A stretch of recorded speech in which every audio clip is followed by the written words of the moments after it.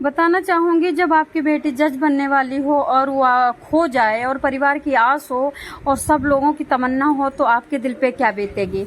आपको पता है इंदौर की अर्चना तिवारी जिस तरह से स्टेशन पे ट्रेन पे चढ़ी और उसके बाद रात को 11:26 तक उनका फ़ोन ऑन था।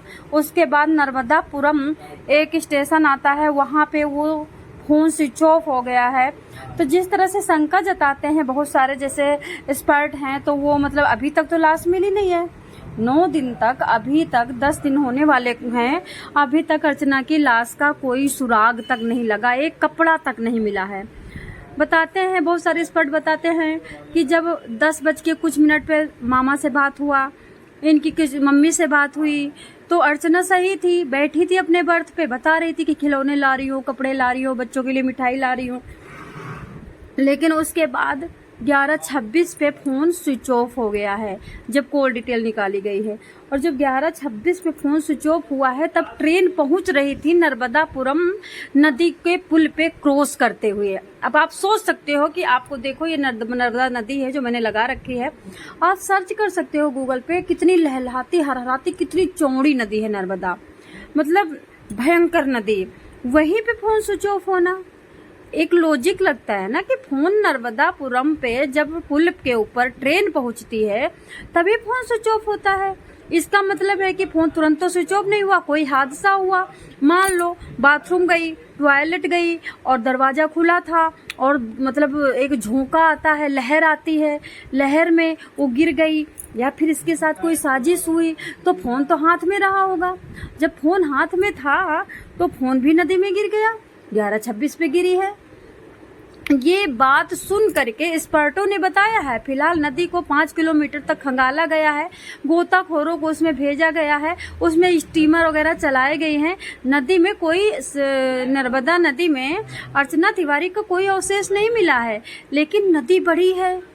अभी इन्होंने तो नदी में तो अभी ढूंढा है ना, 4 दिन बाद ढूंढा है ना, क्या पता बहाव में वो कम से कम 20-25 किलोमीटर दूर चली गई हो। पूरी नदी तो नहीं ढूंढा ना तुमने। और नदी चलती है कम से कम 100-60-50 किलोमीटर की तेज रफ्तार में बहती है नदी। आप बताइए, नदी में तो गाड़ी बह जाती है। और लड़की कितनी ज्यादा 30 किलो की रही होगी, 40 किलो की रही होगी, 40 किलो की लड़की। और वो अगर वो धरती में किसी गहरे पानी के अंदर भी गिरी तब भी वो बह गई। तो दोस्तों मैं बताना चाहूंगी, अब ये लोग क्या कर रहे हैं, ये सुराग कहाँ खोज रहे हैं। नर्मदापुरम नदी के आगे फिर जंगल है, जंगल को भी ये लोग बता रहे हैं कि कम से कम कई किलोमीटर में वो जंगल है। और लोग बताते हैं वहाँ पे तेंदुआ पाए जाते हैं, वहाँ पे चीते पाए जाते हैं, वहाँ पे भेड़िया, शेर, बाघ, इस तरह के बड़े बड़े हाथी पाए जाते हैं। वो जंगल बहुत बड़ा है। तो इस तरह से अब जंगल की भी आशंका हो रही है। जंगल में इन लोगों ने खोजना, कुत्ते, अभी तो परसों जंगल में खोजना शुरू किया है। जंगल में कुत्ते वगैरह, ट्रैक पे कुत्ते, CID कुत्ते ये लोग ले जा रहे हैं।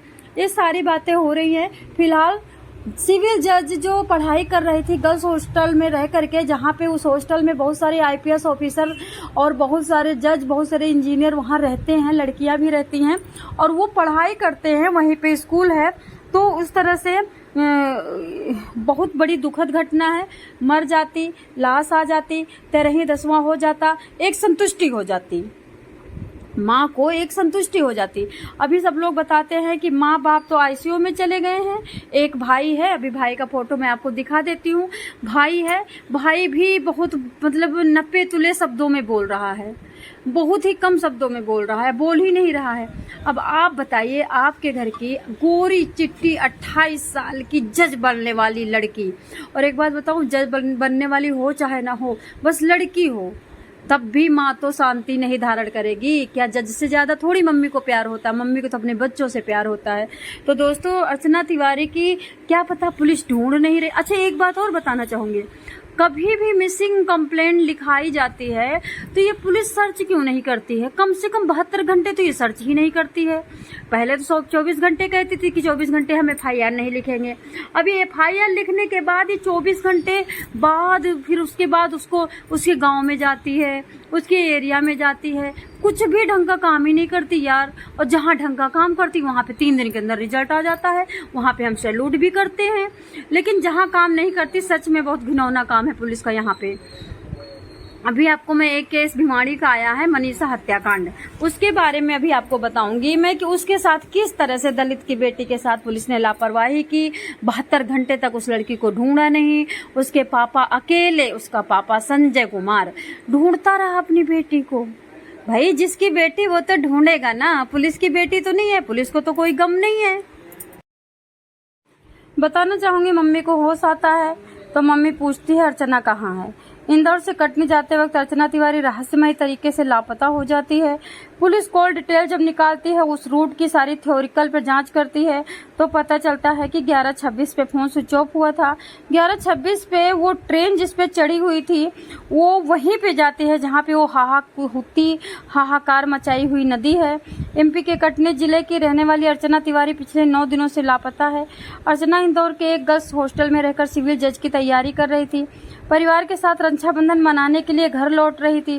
रास्ते में अचानक लापता हो जाती है। हैरानी की बात है 9 दिन बाद भी आज तक कोई सुराग नहीं मिला है। किसी स्टेशन पे उसकी मौजूदगी नहीं दिखाई दे रही है। कोई सबूत नहीं मिल रहा है। इस मामले में फिलहाल पुलिस के हर एंगल जांच कर रही है। अर्चना को आखिरी बार इंदौर के हॉस्टल के सीसीटीवी में देखा गया था, जिसमें अपने दोस्त से बात कर रही थी और फिर रेलवे स्टेशन की तरफ निकल पड़ी थी। बताना चाहूंगी कॉल डिटेल से पता चला है कि इस मामले में पुलिस ने अर्चना के मोबाइल नंबर की कॉल डिटेल निकलवाई है, जिससे पता चला कि अर्चना का mobile phone Narmadapuram railway station के ऑन था। उस स्टेशन के बाद से उसका फोन अचानक बंद हो जाता है और बता दें कि ट्रेन रात करीब 11:26 बजे नर्मदापुरम नदी के पास से बड़े पुल से गुजरती है। सबका शक गहराया हुआ है कि कहो ना हो अब अर्चना नदी के पास फोन का स्विच ऑफ होना साफ बताता है कि नदी में किसी के द्वारा या फिर साजिश के तहत या फिर हवा के झोंके से गिर पड़ती है और उस नदी में गिरने के बाद तो बचने का कोई सवाल ही नहीं होता है। शक के पुख्ता करने के लिए पुलिस ने गोताखोरों और लाइफ सेविंग स्क्वाड के साथ मिलकर नर्मदा नदी में सर्च भी ऑपरेशन चलाया, बट वहां पे कोई सुराग हाथ नहीं लगा। पुलिस किन थ्योरियों पे काम कर रही? पुलिस ने अर्चना को गुमशुदगी को लेकर 5 बड़ी थ्योरी तैयार की। नदी में हादसा, पुलिस को शक है कि शायद अर्चना नर्मदा नदी में गिर गई, स्वयं गलत फैसला। पुलिस इस एंगल से जांच कर रही कि कहीं अर्चना खुद को कोई गलत कदम तो नहीं उठाया। हालांकि ऐसा करने से अब तक कोई सबूत नहीं सामने। जंगली इलाके में हादसा, मैंने बताया था पहले कि वहां पे जंगल है। भोपाल में नर्मदापुरम के बीच का इलाका घने जंगलों से पूरा भरा हुआ है। पुलिस इस एंगल पर भी जांच कर रही कि ट्रेन से उतरने या गिरने पर अर्चना को किसी जानवर ने हमला करके शिकार बनाया है। अगवा किया गया चौथा एंगल है। इस एंगल में भी है कि किसी ने चलती ट्रेन से अर्चना को अगवा कर लिया हो, हालांकि उसके भी कोई पुख्ता सबूत नहीं है।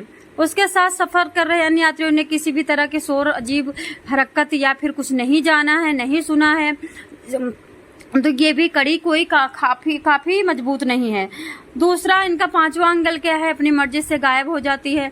पुलिस का एंगल के भी है कि अर्चना किसी रिश्ते या कारण से खुद कहीं चली गई हो।